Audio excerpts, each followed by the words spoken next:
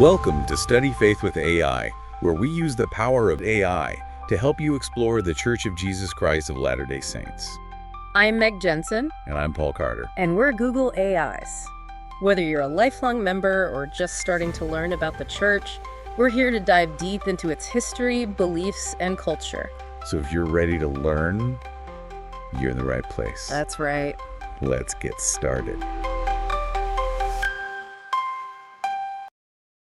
All right, diving in today, folks, and we are tackling something pretty big, pretty multifaceted: women and access to priesthood power in the church.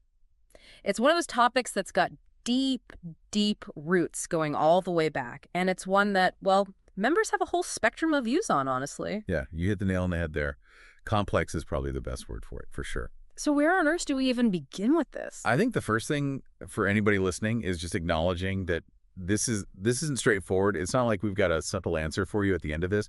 What we really want to do is kind of take everybody on a journey. Like, let's look back, get the historical context, and then figure out how we even understand this whole idea of priesthood power, and then see where the conversations are going, in the church. Exactly. Think of it like we're going to go on this exploration together, right? We'll start way back, Relief Society, early days, and then kind of trace how things have changed all the way through the 20th century, and then into movements like Ordain Women, and where's the Relief Society at today? Yeah. We're pulling from all sorts of sources, too. You've got statements from church leaders, personal stories, what Ordain Women is saying, news articles, the whole shebang. Yeah, for sure. Well, a really important starting point is a statement that Janet Dennis, the first counselor in the Relief Society General Presidency, made at the Worldwide Relief Society devotional earlier this year. Okay. She said, "There is no other religious organization in the world that I know of that has so broadly given power and authority to women." That's a big statement.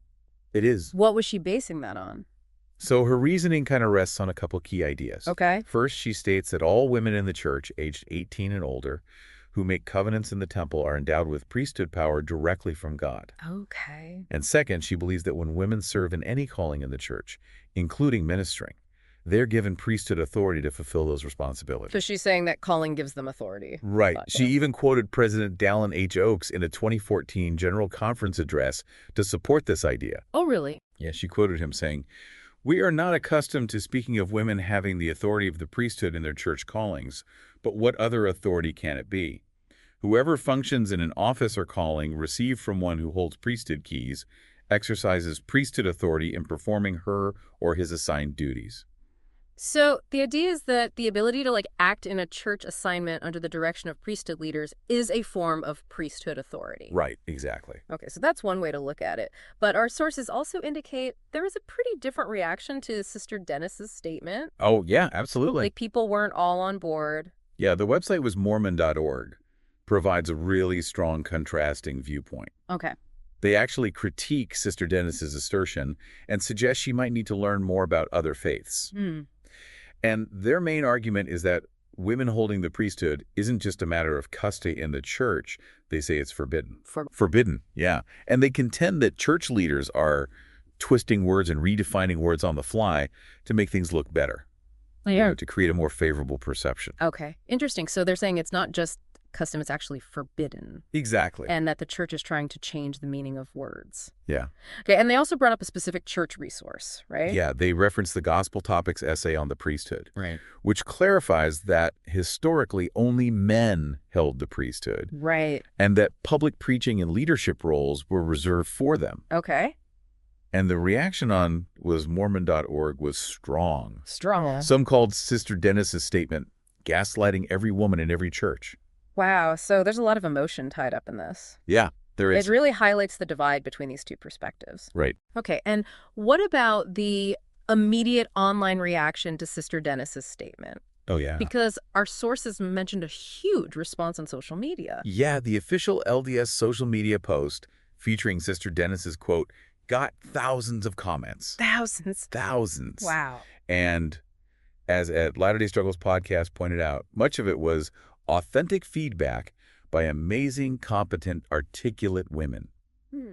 And the observation was made that in 2024, some women may find their LDS faith to be the only place where they feel limited because of their gender. That's so interesting to hear that alongside Sister Dennis's initial statement. It is, right? Yeah. Fascinating. And to add another layer, there were reports that lots of the negative comments on the Instagram post seemed to disappear after the official church account thanked users for their feedback and said it would be shared. Oh, wow. Some called it a glitch, but it just fueled more discussion and scrutiny around the whole thing. Yeah, that doesn't really help, does it? No, not So really. you can really see this difference in how people are interpreting priesthood power. One side is emphasizing the power that comes through covenants and callings, and the other side is longing for the structural authority of holding the priesthood office. Right.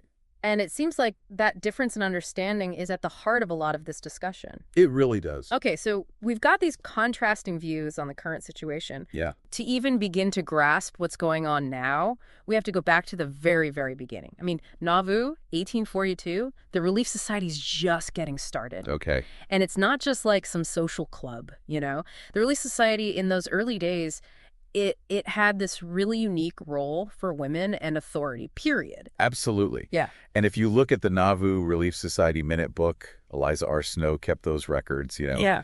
You find some really fascinating stuff. They weren't just focused on charity, like we might think of it now. Right. There was this real sense of authority. In fact, when Emma Smith was elected president, Joseph Smith himself said she was, quote, ordained right then and there. And not just Emma, her counselors, too, were ordained. Now, here's where things get a little tricky.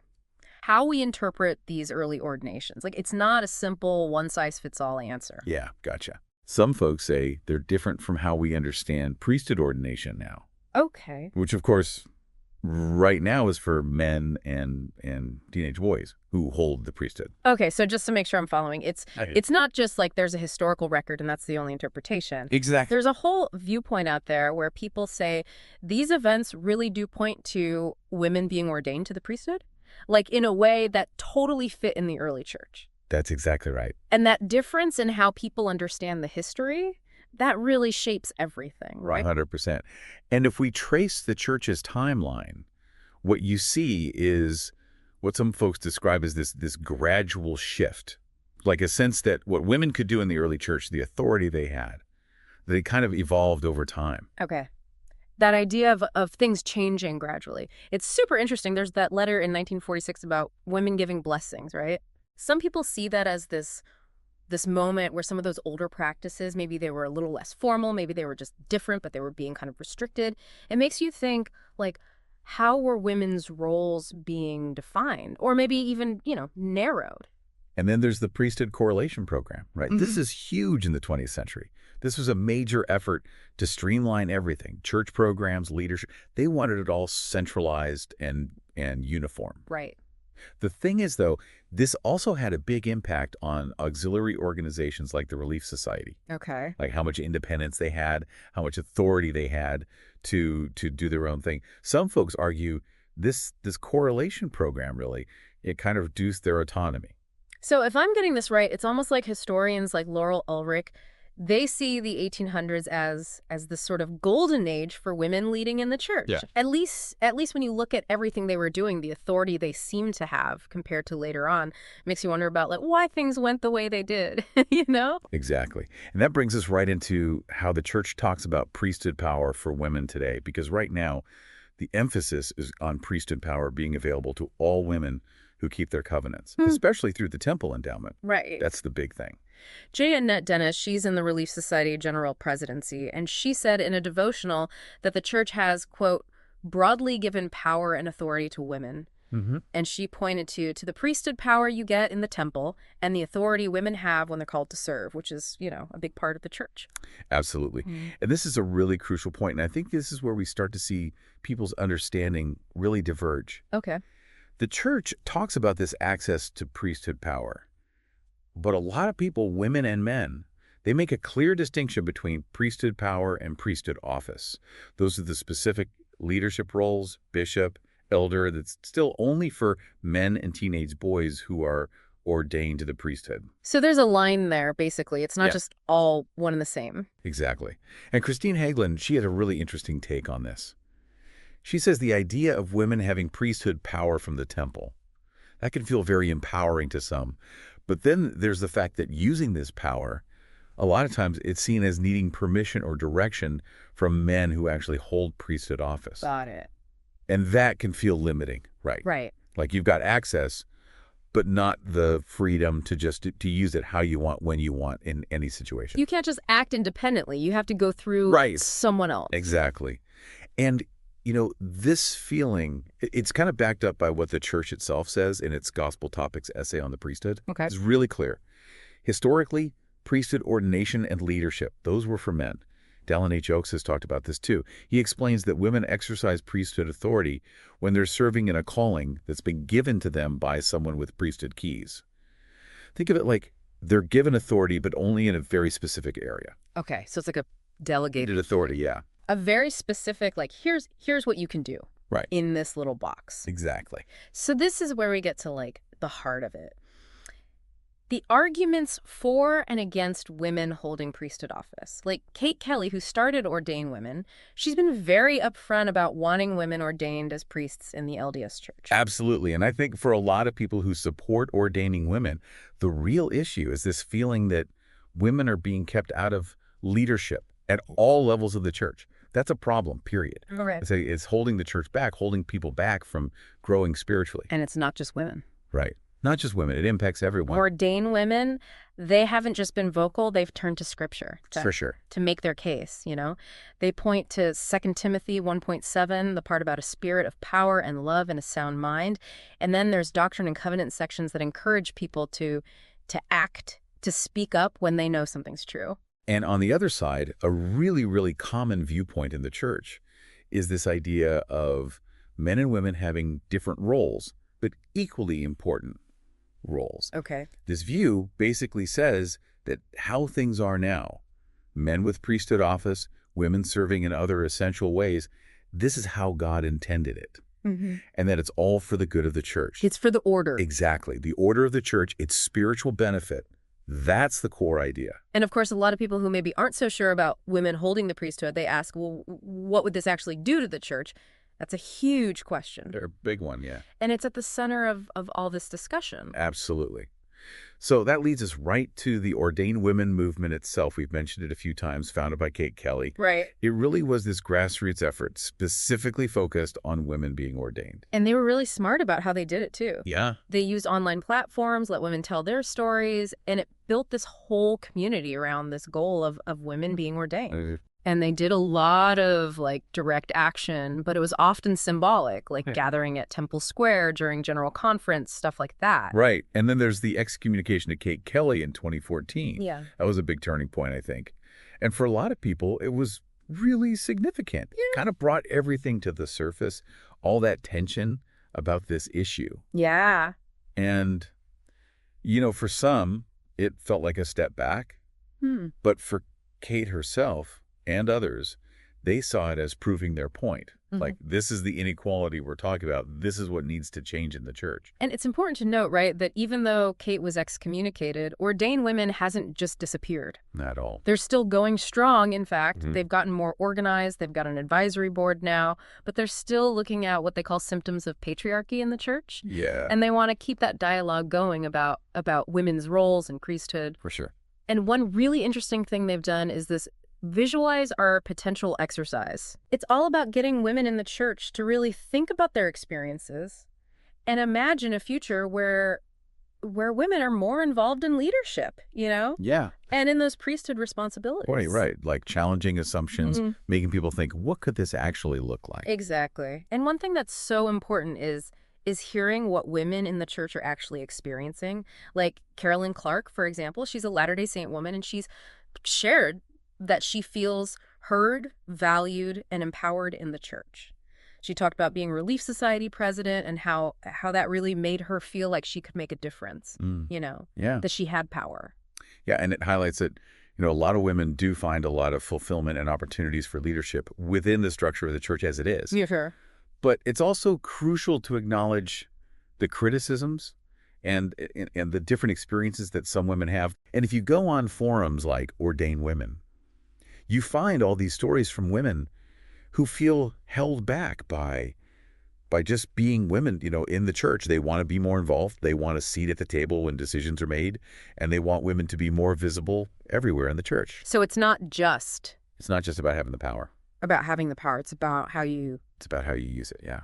use it, and if you're even seen, like Exactly. if you're even acknowledged. Yeah, for sure. And this brings us to all the tension now, all the discussions happening. It seems like some church leaders are at least more willing to talk about women exercising priesthood power, even if the priesthood offices themselves are still only for men. It's like the subtle shift in how people are talking and maybe even how they're understanding things. And a really interesting example of this is the Cambridge, Massachusetts stake.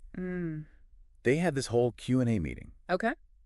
and they were talking about tough questions, women's roles, priesthood, all of it. Wow. But they were doing it in this environment where the focus was on goodwill, on understanding each other, on having a real conversation, not just arguing. Right. Right. And I think that shows that there's this desire to really deal with these questions at the local level, in communities. Yeah. But the truth is, these different views, they can create problems in families, among church members. Like when people have completely opposite ideas about whether women should be ordained or not, Yeah. it's what some people call feeling unequally yoked. Right. Right. You're not on the same page at all. Exactly. And Ordain Women, they're still pushing for more conversations, even for a total rethinking of what priesthood even is. Yeah. Like some of the movements say it's not about being male, that it's this spiritual power that goes beyond gender. Right. It's interesting, too, because people have pointed out that you've got male leaders who are starting to talk about women exercising priesthood power Exactly. because of the temple, because of their callings. Yeah. But it's like women leaders, those in the auxiliaries, they maybe don't feel as free to say the same things, like they haven't quite reached that point. Right. And it makes you think about, like, is this idea still evolving? Like how people understand it, how they talk about it at different levels of the church? Definitely. And I think all these questions, all this back and forth, it comes from a couple of places. Oh. First, there are these practical needs in the church. People want to make sure everyone's talents, everyone's spiritual gifts are being used. Right. And then there's all the change happening in society, in the world. Yeah. Church members have to navigate that every day, right? It's like, how do we live in the world? Yeah. And be true to our faith. And be true to our faith. Exactly. So let's kind of wrap this up. What have we learned? Yeah, let's recap. We've looked at the history way back in the early church, women in authority, how ideas about women's roles have changed over time, what priesthood power means for women now. And everybody's got different opinions on that. And then, all those conversations, some of them tense, about whether women could hold priesthood office. And what we've seen is this is a deeply personal, complex issue for so many Latter-day Saints. It's got a long history, and people are still debating parts of it. And it really matters to individuals and families as they live their faith. And that brings us to a final thought for everyone listening. How do these big ideas, power, authority, equality, how do those shape our experiences, what we believe in religious communities?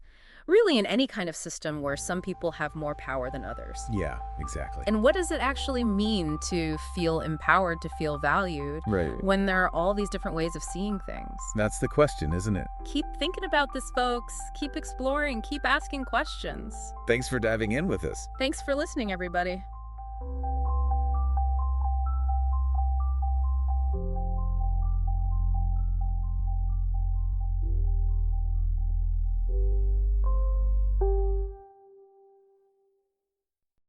If you find value in this exploration, please like, share, follow, and consider becoming a subscriber.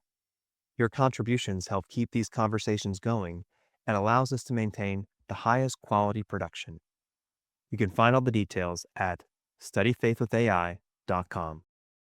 Thank you for being part of this journey.